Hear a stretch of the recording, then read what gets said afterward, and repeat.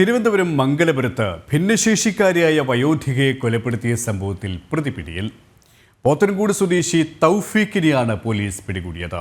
CCTV ദൃശ്യങ്ങൾ കേന്ദ്രീകരിച്ച് നടത്തിയ പരിശോധനയിലാണ് പ്രതി പിടിയിലായത്.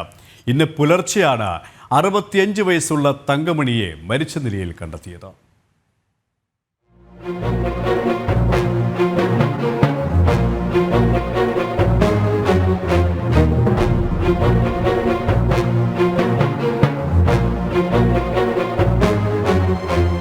അസ്വാഭാവിക മരണത്തിന് കേസെടുത്ത മംഗലപുരം പോലീസ് പരിസരത്തെ CCTV ദൃശ്യങ്ങൾ കേന്ദ്രീകരിച്ച് നടത്തിയ അന്വേഷണത്തിലാണ് പ്രതി പിടിയിലായത്.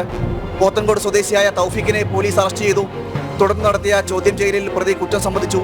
മോഷണ ശ്രമത്തിനിടയിൽ നടന്ന കൊലപാതകമാണെന്നാണ് പ്രാഥമിക നിഗമനം. തങ്കമണി സ്ഥിരമായി പൂക്കൾ പറിക്കാൻ പോകുന്ന പതിവ് മനസ്സിലാക്കിയാണ് ആക്രമിക്കാൻ പദ്ധതിയിട്ടതെന്ന് ചോദ്യം ചെയ്യലിൽ കണ്ടെത്തി. അറസ്റ്റിലായ തൗഫീഖ് പോക്സോ അടക്കം നിരവധി കേസുകളിലെ പ്രതിയാണ്.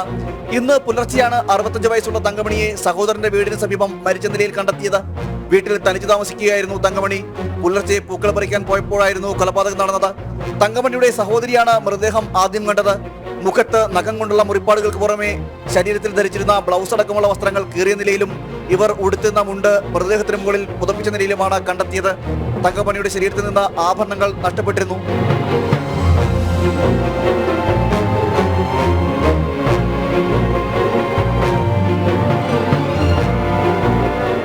ജനം, തിരുവനന്തപുരം.